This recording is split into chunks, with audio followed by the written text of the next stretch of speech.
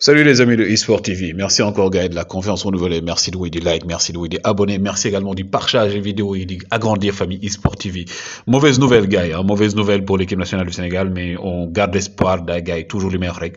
Mauvaise nouvelle mooy lan mooy équipe nationale du Sénégal dafa am ay cas Covid depuis ce matin nag Gaël ñi ngi joxe information naan diw moo am mais il fallait que ma xaar bonne information mën leen ko jox donc l'information officielle bi nga xam ne tey def nañ ko mooy bañ defee test PCR gannaaw bi nga xam ne dem nañ jëli seen drapeau équipe nationale bi dellu ci fa nga xam ne mooy ci seen hôtel laataa ñuy jël avion bi dañu defaat test PCR donc test PCR boobu nag wane ne 3 jours équipe nationale du Sénégal dañu am Covid 19 donc loolu jëm ci wàllum 33e édition li nga xam ne mooy Coupe d'Afrique des Nations bi loolu tax ñu reporté ko 3 jours yooyu nag kan ak kan la kenn ki mooy Pape Matar Sarr mi nga xam ne mooy international sénégalais bi joué ci Metz te transféré ko ca foofu nga xam ne mooy Tottenham ak Nampalys Mendy bu Leicester le milieu de terrain sénégalais mais également Mame Baba Thiam l'attaquant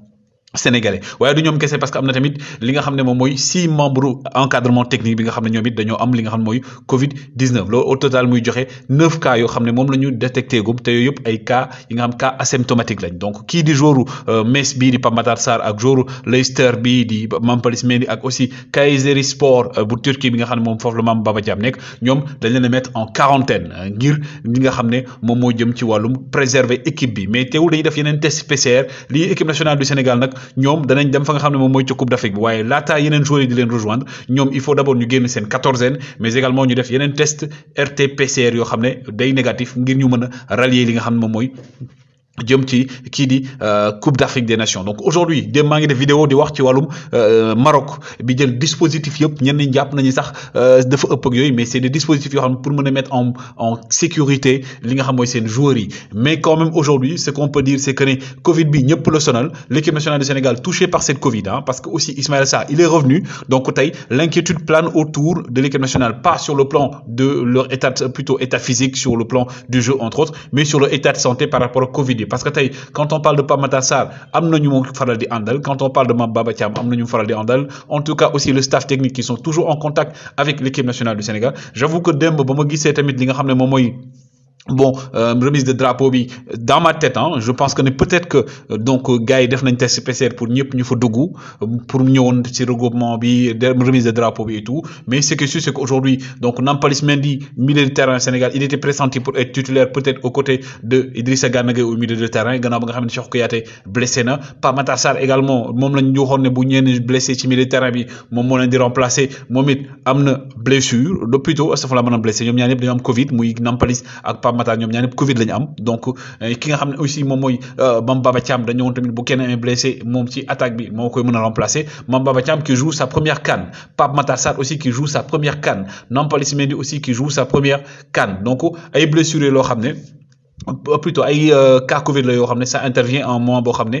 daf ñuy xaw a sonal mais quand même comme je dis on reste positif hein donc joueurs yi blessé wuñu Covid bi moo leen dal Covid ni mu dalee yeneen joueurs yooyu noonu mi ngi décimer yenn équipe yi mais quand même au niveau du Sénégal on reste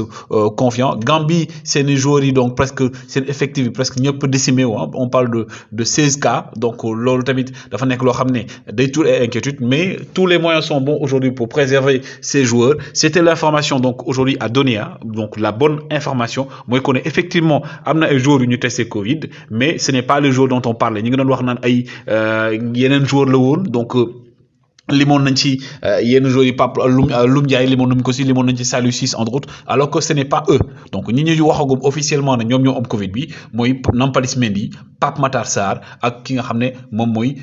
bien entendu Mame Baba Thiam aussi sur le plan du staff technique encadrement bi 6 la ñu wax waxuñu exactement kan ak kan la mais fédération bi ñoom nee na ñu ngi jël seen matuwaay jël seen lépp loo xam ne mooy dispositif ngir mën a aar joueurs yi donc tey ak suba gannaaw suba chaque jour maintenant les tests PCR dañ koy def ci équipe nationale du Sénégal dañ koy def également au niveau de toutes les équipes nationales pour mën a garantir sécurité santé yàlla bu ci cat dugg mais aujourd'hui quand même comme je dis cette Covid est encore en train de faire des ravages occasion la gars yi pour me sensibiliser ñëpp suñu mbokk sénégalais yi mbokk africains yi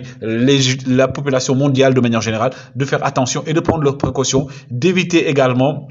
le maximum possible les contacts di sol seeni masque di aar seeni bopp on souhaite prompt rétablissement à nos lions on souhaite le meilleur pour le Sénégal toujours dans la quête de ce trophée continental bi nga xam moom la ñuy xaar un seul peuple un seul but une seule foi yal nañu yàlla jàppale aar leen ñun ñëpp gars yi année 2022 dàq ci année Sénégal jël coupe bi jaa ngeen jëf.